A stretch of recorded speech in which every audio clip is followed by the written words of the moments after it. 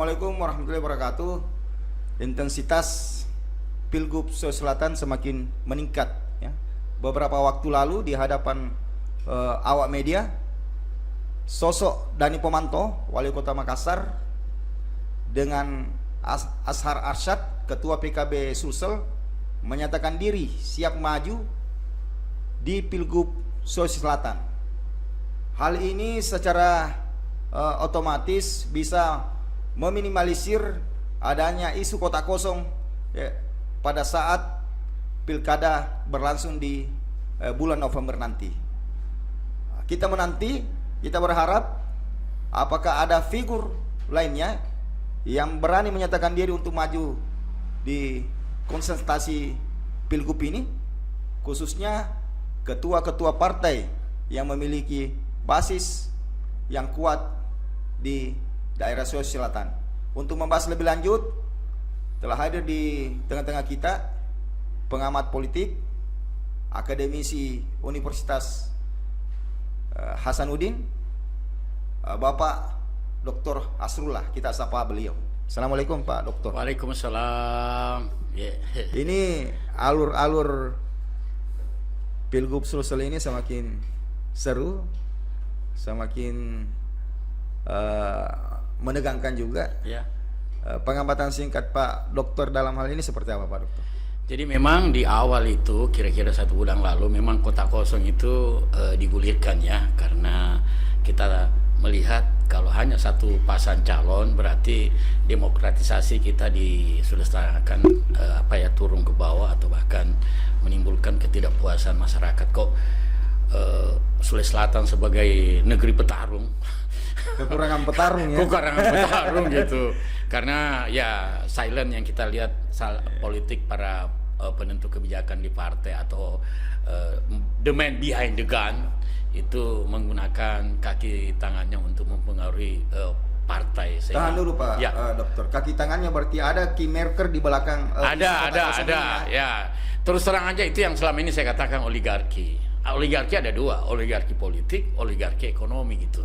Nah di Sulsel sendiri ini oligarki politik atau ekonomi ataukah dua-duanya menyatu? Bisa menyatu Pak, menyatu. Dan kalau itu menyatu, siapapun yang mau bertarung itu pasti, saya pastikan kalah. Karena ekonomi dia kuasai, politik dia dikuasai. Makanya kota kosong itu harus tetap kita beri ruang gerak. Saya berpendapat, saya ini sering membaca bukunya Habermas. Negara demokrasi itu selalu memberi ruang-ruang publik untuk berkontestasi. Nah, kembali itu ke isu kota kosong ya. Pak Dokter. Ini asik untuk diperbincangkan. Kota kosong di beberapa daerah di luar Sulawesi Selatan itu juga ada beberapa yang terindikasi akan terjadi hal seperti itu. Ya. Tapi kontes kota kosong ini kan ada juga positifnya. Ya.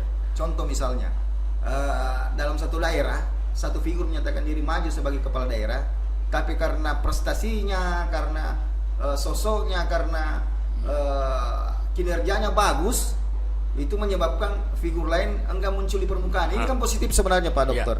Nah, isu kota kosong di Sulawesi Selatan ini seperti apa kira-kira? Apa masuk kategori positif atau?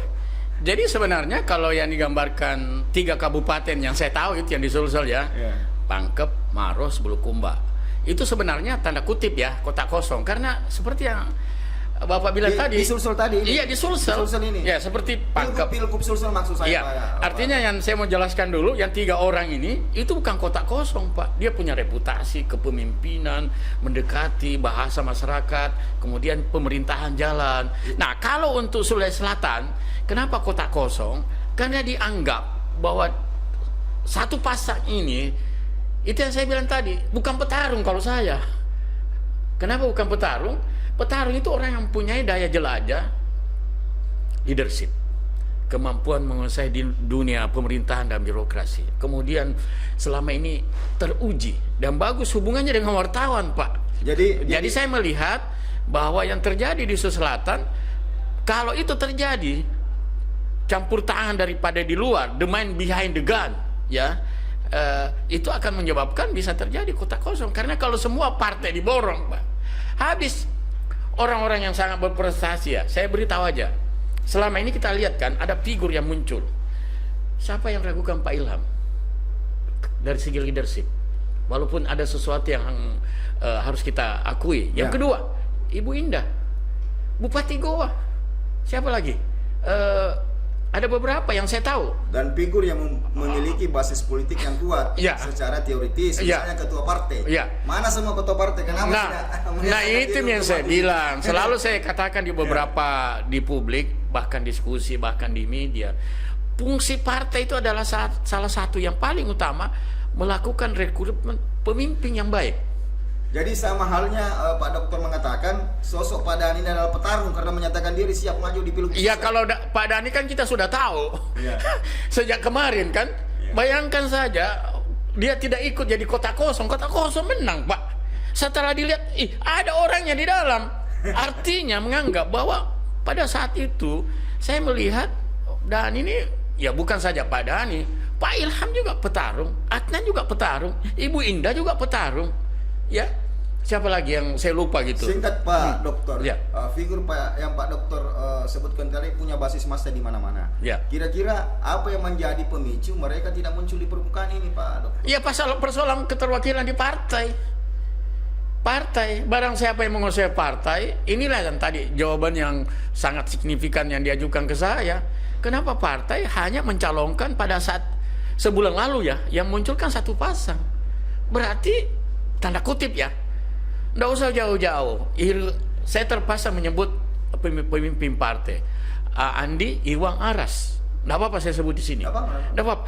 Itu kan muncul setelah terjadi negosiasi di belakang layar. Dia tidak bisa berbuat apa karena ada penentu kebijakan di pusat menyebabkan dia. Kita lihat Pak, ada sesuatu yang the mind behind the gun gitu. Itulah saya bilang kenapa demokrasi di Sulawesi Selatan selalu mau dicampur adukan hal-hal yang kalau seandainya calonnya memang memenuhi kriteria yang pernah saya katakan pertama, punya leadership Pak. Teruji nggak ini? Kemudian dari segi pemerintahan, kemudian dari segi bagaimana hubungan dengan masyarakat, kemudian berpihak kepada rakyat, kemudian yang lebih penting lagi tata kelola pemerintahan. Nah, orang yang saya sebutkan tadi punya pengalaman dari bawah. Dari bupati, 2 kali bupati. Biasanya kan begitu. Orang-orang memang sebelum Sulsel punya orang-orang besar. Ya, Pak Andi Odang dengan gerakan Lapo AC. Tapi dia matang di militer. Kemudian sudah itu penggantinya siapa? Pak Amiruddin. Jangan main dengan Pak Amiruddin, dengan trikonsepsi yang diadopsi di beberapa provinsi. Kemarin saya ke Bali, tata kelola pertanian hampir sama, cuma namanya beda. Dari segi nama, relasi, tidak ada yang ragukan. Nah sekarang kalau saya tanya kepada audiens, di antara orang yang muncul di permukaan, kita bisa urut, kita bisa pooling, kita lepaskan dulu kira-kira 1, 2, 3, 4, 5, 6, 7. Kira-kira siapa yang paling unggul di situ? Pasti orang yang punya dasar pemerintahan yang bagus. Tidak enak kalau saya sebut nama di sini, nanti bilang kita menghukum seseorang gitu. Jadi saya pikir tugas dari partai, tapi susah juga partai. Kadang-kadang sudah ada deal. Saya menyimak penyertaan Pak Dokter tadi. Jadi Pak Dokter seperti mengatakan bahwasanya Pilgub Sulsel ini kuat garis oligarkinya, begitu Pak Dokter? Ya, saya kira itu bahasa wartawan supaya masyarakat bisa tahu. Ini oligarkinya ini person yang gerakan atau sekelompok elit kecil yang ada di tanah air? Saya kira kita juga pernah oligarki. Saya tidak membandingkan dengan JK. JK dulu selalu kingmaker. Ini Andi Sulsel yang saat ini person atau sekelompok elit ya? Sekelompok elit dong, sekelompok elit. Dan itu yang bekerja di belakang layar. Nah, sebenarnya kalau pemimpin yang bagus, mestinya tokoh itu yang bermain gitu, melakukan diplomasi, negosiasi, melakukan upaya meyakinkan publik bahwa saya memang adalah pemimpin Sulsel yang punya kapasitas untuk memimpin 8 juta 7-8 juta masyarakat kita. Kemudian dia punya ide cemerlang dia sampaikan. Jadi Pak Dokter mengatakan, sama halnya Pak Dokter mengatakan bahwasanya oligarki ini tidak mau menampakkan diri di tengah-tengah masyarakat ya. Tapi itu yang saya bilang tadi. Dia menggunakan figur-figur lain untuk. Itu artinya tidak bisa disentuh. Tapi dia berada. Itu yang saya bilang, ada kok di sekeliling kita. Nah, Pak Dokter, isu kota kosong, oligarki ini kan sudah hampir menjadi perbincangan umum di tengah-tengah masyarakat. Iya. Nah, kalau kita melihat sendiri, seperti apa sih respon masyarakat terhadap dua isu ini? Ya, kalau saya lihat, saya sebagai orang komunikasi ya, membaca opini publik, ketika termasuk saya salah satu memberi pendapat, itu wacana opini publik tentang kota kosong itu naik gitu. Yang selama ini kita tidak sentuh. Ada juga yang menyarankan, bahkan ada orang menelpon saya, Asrullah kenapa tidak pakai jalur ini? Bukan persoalan independen, bukan persoalan bagaimana, kenapa ruang-ruang politik, ruang-ruang publik dia kuasai, termasuk ruang-ruang yang tidak diberi kesempatan kepada orang lain. Bukankah kita sebagai orang demokrasi memberi kesempatan dari 7 orang? Nah, sekarang baru muncul, ya sempat muncul Pak Dhani, sempat juga Pak Sab, mantan Wakapolri ya. Tapi yang figur yang sampai sejauh ini berani menyatakan di depan publik bahwasanya dia akan maju adalah sosok Pak Dhani dan Pak Asar sebagai bakal calon wakil gubernurnya. Kita tahan dulu, ya. Dokter, setelah pariwara yang satu ini.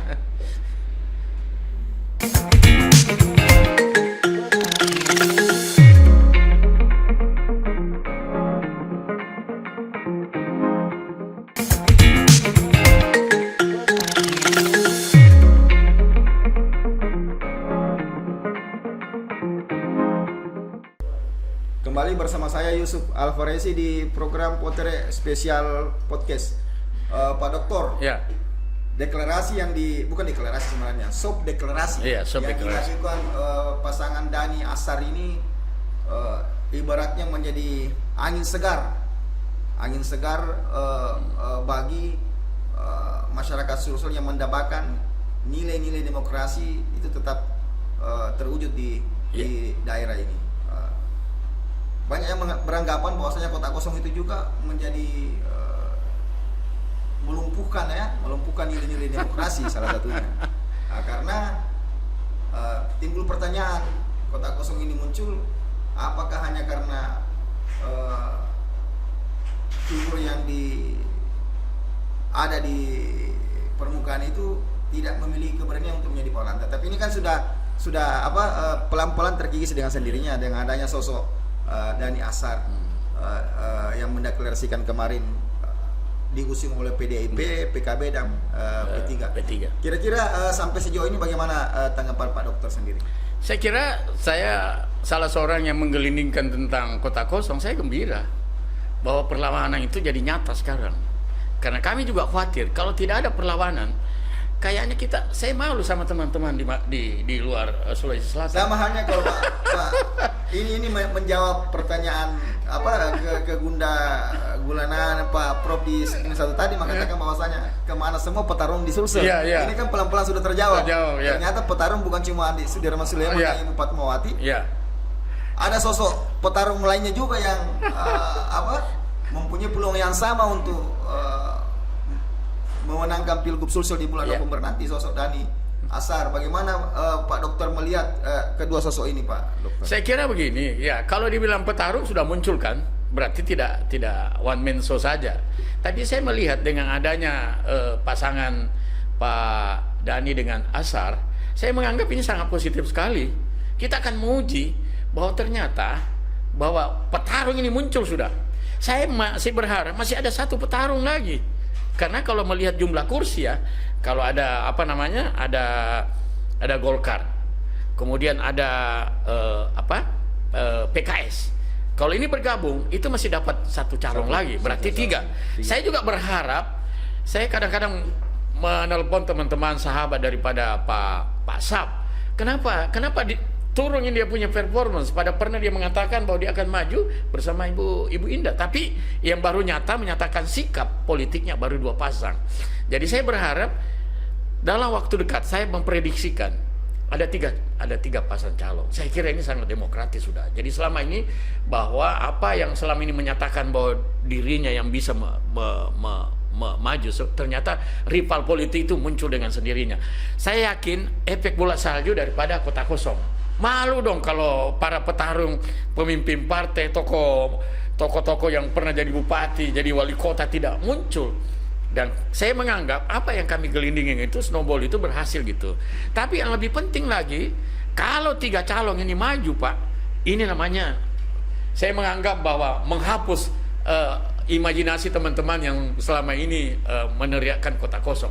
Dan ya. situ harapan bagus buat kita. Sekarang tugas kita umpamanya 2 atau 3, kita ada tanggung jawab.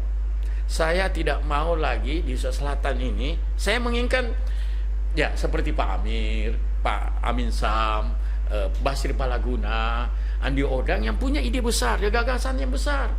Jadi tidak selamanya bagaimana memenangkan pesta demokrasi, tapi jauh lebih penting itu mengisi apa program kerja yang dilakukan gitu. Walaupun sekarang, tapi kami belum pernah melihat apa yang akan disampaikan. Berbicara program kerja, kan ada parameter yang kita bisa jadikan acuan. Pak Dokter melihat pencapaian Pemprov Sulsel 1 tahun terakhir ini seperti apa Pak? Saya kira masyarakat lebih banyak tahu lah ya. Saya menganggap ya ekspektasi itu ada pengaruhnya 2. Kalau dia berhasil, dia akan diberi apresiasi. Iya. Kalau gagal, iya, terjadi menolak. Ini Salah satu mengapa sampai seandainya calon ini punya kekuatan besar, kota kosong tidak perlu muncul isu pertama Pak. Sama yang terjadi Pangkep, Maros, Bulukumba. Itu bukan kota kosong karena kemampuan leadership memimpin selama 5 tahun. Masyarakat sangat mencintai. Jadi lawan-lawan politiknya. Secara personal Anda melihat mengatakan bahwasanya sama halnya Anda mengatakan bahwasanya Pemprov Sulsel itu tidak terlalu bagus kinerjanya ya Pak Prof? Saya kira itu bahasa wartawan. 1 tahun yang lalu. Ya, 1 tahun lalu itu bahasa wartawan. Tapi kalau saya biar opini publik yang terbentuk sekarang.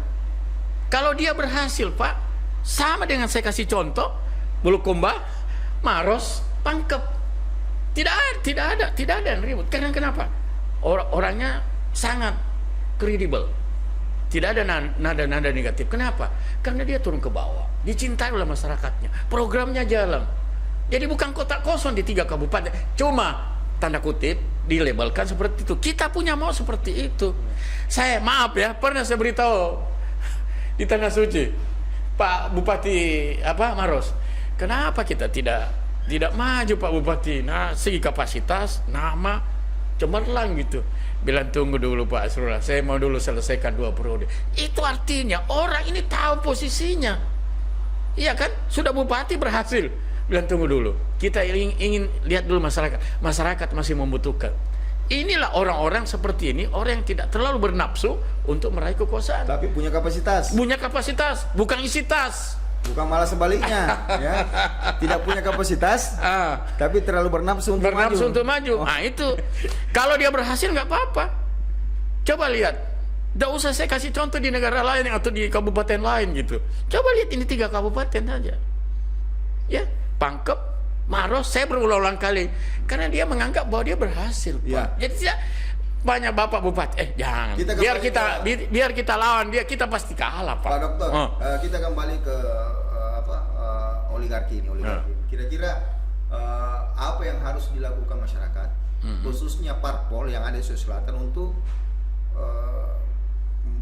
melakukan perlawanan terhadap oligarki ini? Karena kita sepakat bahwasanya oligarki itu adalah bisa melumpuhkan nilai-nilai demokrasi. Kuncinya ada di partai. Apa yang harus dilakukan partai-partai? Iya, partai ini kan pertama juga jangan tersandra. Maksudnya tersandra dalam hal apa? Artinya ya kita tahulah. Artinya transaksi yang sebenarnya tidak perlu terjadi. Mestinya kan partai itu melihat mana transaksi yang berbicara masalah transaksi pasti ada nilai-nilai finansial yang ada. Saya takut kalau mengatakan seperti itu. Yang jelas transaksi. Iya. Apakah transaksi ekonomi atau transaksi posisi? Ya, tapi yang saya mau bilang, mestinya partai mendengarkan suara rakyat. Suara rakyat itu suara Tuhan, Pak. Ya, oh ini loh figur. Berkali-kali sejak 6 bulan lalu saya sudah berteriak, tanda kutip, pemimpin itu punya leadership, Pak. Punya kapasitas tentang birokrasi, pemerintahan, Pak. Tidak gampang. Apa yang terjadi? Saya menganggap ada kecelakaan yang terjadi terhadap. Berarti ada satu yang terjadi, peristiwa yang orang lupakan. Bagaimana Sekda Pak Hajat yang dianggap tidak layak, akhirnya dia menang di mahkamah. Pak Abdul Hayat. Sekarang dia kembali. Artinya dia tersalimi pada saat itu. Jadi sebenarnya ada hal-hal, makanya memilih seorang pemimpin itu memang harus the right man, the right place, orang yang punya kemampuan kapasitas, Pak. Dan orang tahu. Coba saya tanya kepada publik, di antara 7 calon, kalau kita mau polling, bukan survei, si A kah, si B kah, si C kah, D, E, E, F, kita bisa tahu ini yang pantas jadi gubernur Karena Selatan. basis kinerjanya bagus. Bagus. Ada track recordnya. Ada track record yang bagus. Betul yang Bapak bilang. Kita bisa melakukan Itu yang dipunyai 3 bupati yang ada di Sumsel. Makanya saya bilang, Pak Idir, maju Ki. Bilang jangan dulu Pak Asrullah. Saya bicara di depan Ka'bah. Bayangkan Pak, jangan dulu Pak Asrullah. Saya selesaikan 2 periode dulu, baru saya nggak mau. Dia mencintai saya, masyarakat mencintai saya. Nanti kualat saya kalau tidak. Jadi sama halnya Pak Dokter mengatakan partai-partai besar ini kurang responsifnya terhadap adanya figur-figur yang. Ya, saya kira itu bisa berubah.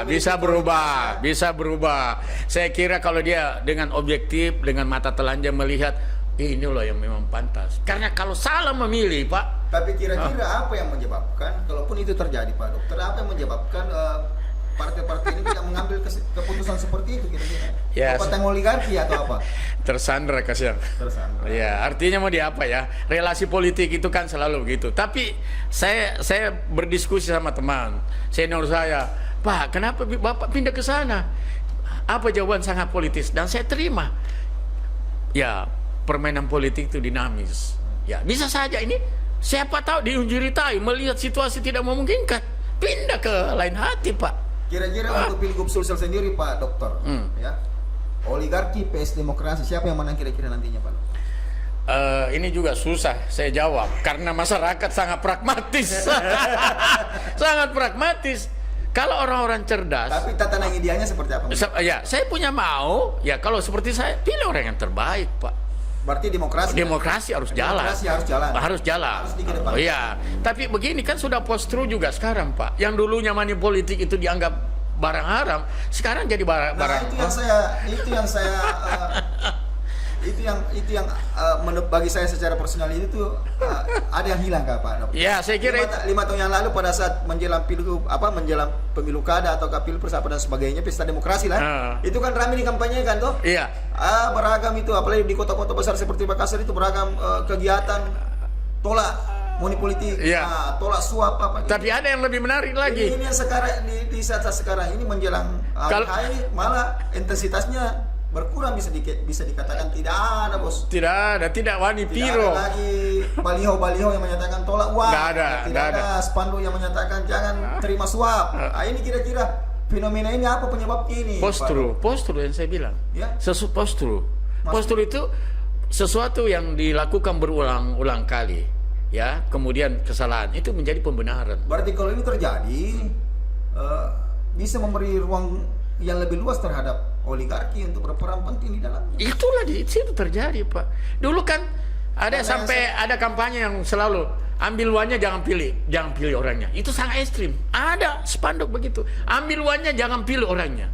Tapi kan kita sudah pragmatis juga pemilih kita gitu. Akhirnya 100 diambil, 200 diambil, 300 diambil. Kalau pemilih cerdas, ya tentu tidak. Tapi ada juga pemilih supaya dia tidak berdosa kepada uang yang dia terima, dia tusuk nomor 1, dia tusuk nomor 2, dia tusuk nomor 3. Dia bilang, saya sudah tusuk. Padahal apa? Batal kan? Inilah sebenarnya demokrasi kita ini semua dinilai dengan ekonomi. Inilah susahnya dengan cara seperti ini. Dan saya tidak juga bisa salahkan masyarakat kita. Mestinya perbincangan kita Pak Dokter, ada yang mau lewat? Kita silakan. Setelah paripurna.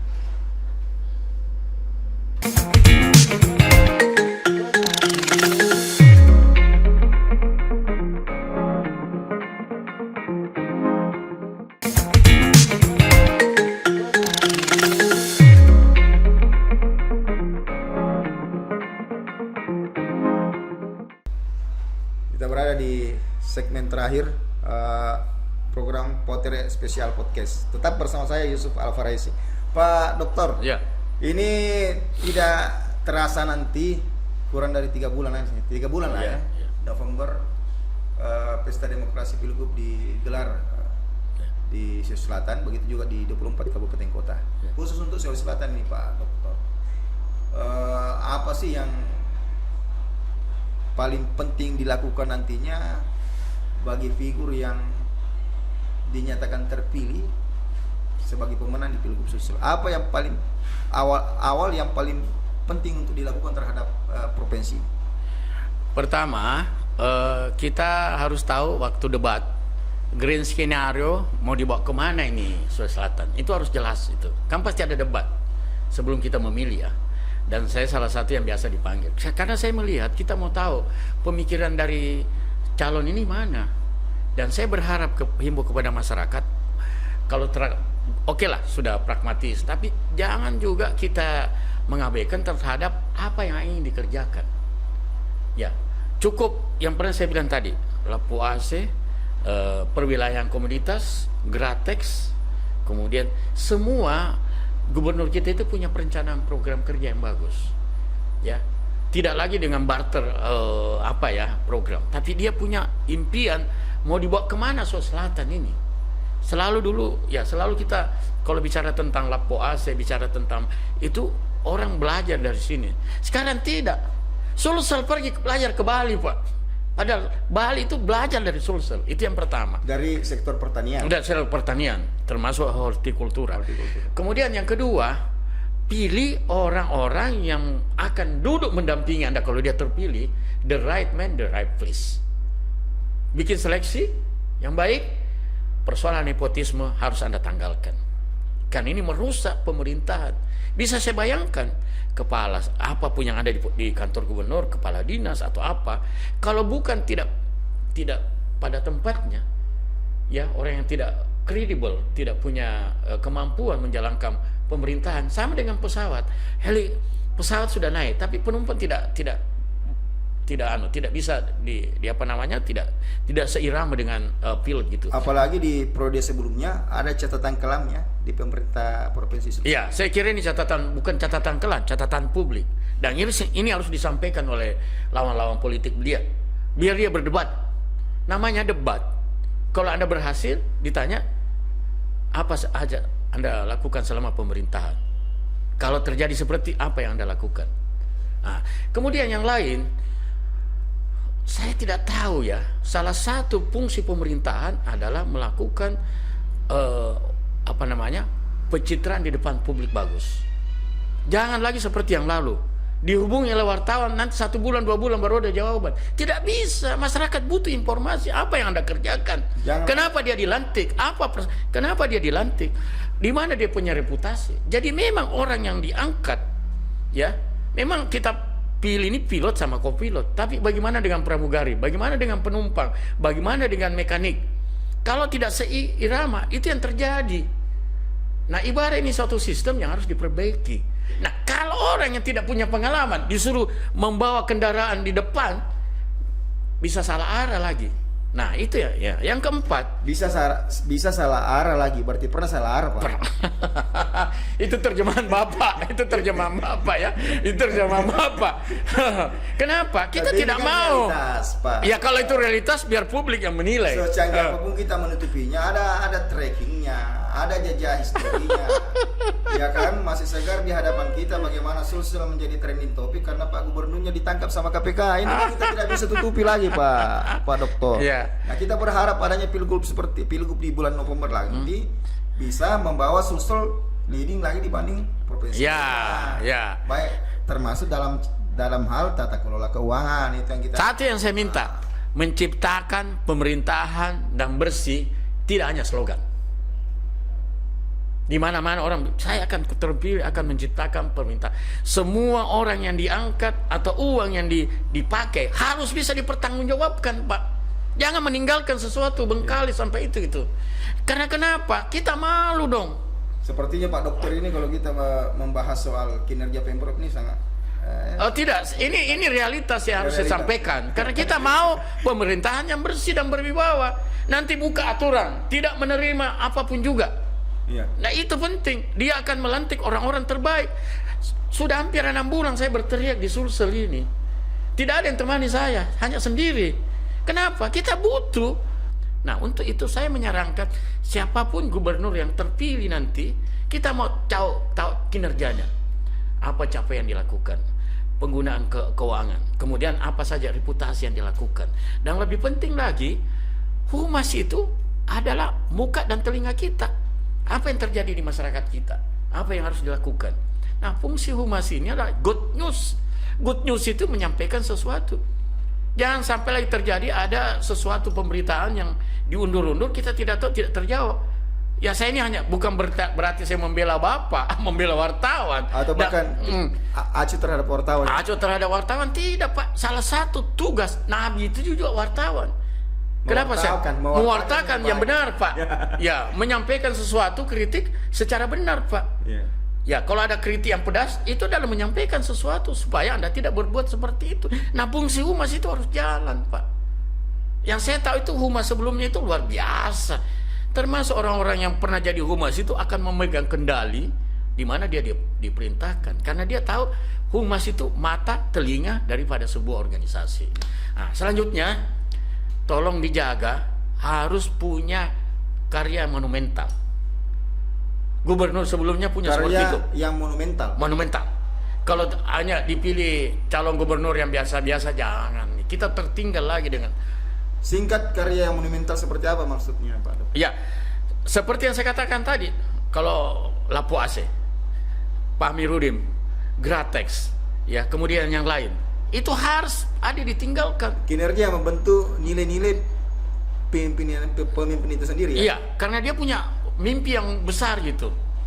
Bukan berarti saya pilih salah satu dari ini, tidak. Memang kita uji. Kalau ada calon selain dia yang salah satu dan kita lakukan bahwa ini cocok, kenapa kita tidak pilih gitu? Orang yang punya reputasi dan punya mimpi-mimpi besar Pak. Nggak ada itu kalau Anda menjadi tidak mau jadi punya obsesi yang besar, mau dibawa kemana Sulsel ke depan, umpamanya Sulsel akan menjadi pemerintahan yang terbaik di luar Jawa. Itu sudah cukup. Pak Dokter, sayang sekali kita dibatasi waktu, tidak terasa 30 menit. Singkat, padat, untuk pemirsa kami di NS TV, closing statementnya, oligarki versus demokrasi di Pilgub Sulsel, Pak Dokter. Iya, saya menyampaikan kepada seluruh rakyat Sulawesi Selatan untuk menjawab pertanyaan itu. Pertama, orang yang menjadi pemimpin punya obsesi yang besar. Karena punya obsesi yang besar berarti dia punya pemikiran ke depan untuk memajukan. Cukup berkiprah, tidak usah ke provinsi lain. Kita pernah punya nama-nama besar.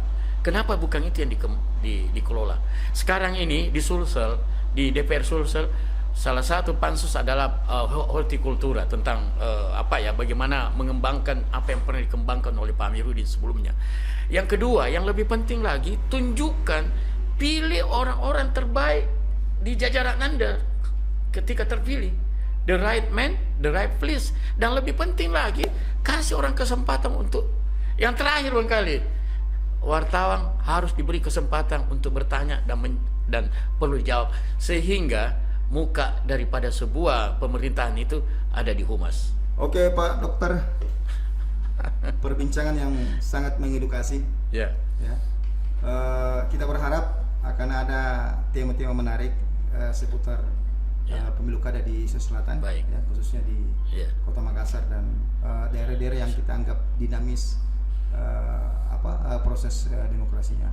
Terima kasih banyak atas waktu dan kesempatannya Pak Dokter. Terima kasih Pak. Pemirsa NS TV Makassar, kita berharap nilai-nilai demokrasi khususnya di Pilgub dan pemilu kada di 24 kabupaten kota di Sulawesi Selatan terjalin dengan baik. Tugas kita semua menjaga nilai-nilai demokrasi ini. Jangan terperdaya, jangan terhasut, jangan tertipu dengan nilai-nilai finansial. Anda menggadaikan 5 tahun nasib Sulawesi Selatan dan 24 kabupaten kota di bilik suara Anda. Tentukan pemimpin yang ideal, jaga demokrasi, tolak politik uang, tolak suap. Salam kita pada salama. Assalamualaikum warahmatullahi wabarakatuh.